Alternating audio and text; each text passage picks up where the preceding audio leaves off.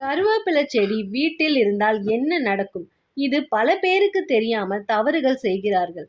பல பேர் வீட்ல கருவேப்பிலை செடி இருக்கும். உண்மையிலேயே அந்த செடியை வீட்ல வளர்க்கலாமா கூடாதா? நம்ம தினமும் வீட்ல செய்யற சமையல்ல கருவேப்பிலை இலை கட்டாயமாக யூஸ் பண்ணுவோம். நம்ம வீட்டின் முன்னோர்கள் ஒவ்வொரு வீட்டிற்கு முன்னாலும் கொல்லைப்புறத்திலும் கருவேப்பிலை செடி இருக்க வேண்டும் என்று பிடிவாதமாக இருப்பார்கள்.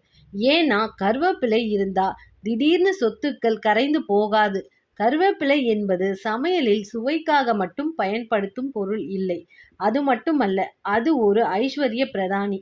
இது உங்கள் வீட்டில் இருந்தா தடைப்பட்ட பணப்புழக்கம் மீண்டும் வேகம் பெறும் என்று சாஸ்திரம் கூறுகிறது.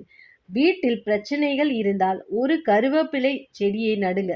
அது எவ்வளவு வேகமா வளர்கிறதோ அதே வேகத்துல உங்க வருமானமும் செழிப்பாக வளரத் தொடங்கும். இது நம் முன்னோர்கள் அனுபவபூர்வமாக அறிந்த உண்மை. ஆன்மீக ரீதியாக மட்டும் இல்லை, ஆரோக்கிய ரீதியாகவும் கருவேப்பிலை செய்யும் நன்மைகள் நீங்கள் அறிந்த நிச்சயமாக ஆச்சரியப்படுவீர்கள். கருவேப்பிலை மரத்தில் இருந்து வரும் காற்றில் உள்ள நச்சு வாயுக்களை சுத்திகரித்து ஆற்றலை கொண்டது.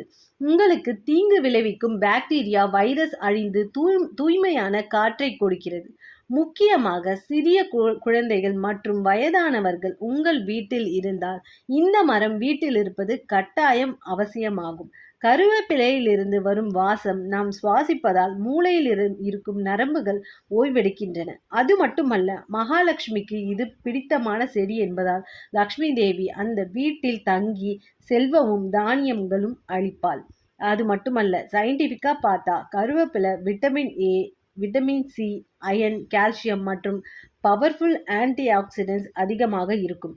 இதில் இருக்கும் ஆன்டி ஆக்சிடென்ட்ஸ் லிவரை பாதுகாக்கவும் உடலில் இருக்கும் கெட்ட கொலஸ்ட்ராலை குறைக்கவும் உதவுகிறது. முடி உதிர்வை குறைக்கிறது. ஸ்கின் ஹெல்த்துக்கும் கருவேப்பிலை நல்லது. சிறிய இலை ஆனால் பெரிய நன்மைகள் நிறைந்த இயற்கையின் அற்புதமான மருந்து தான் கருவேப்பிலை.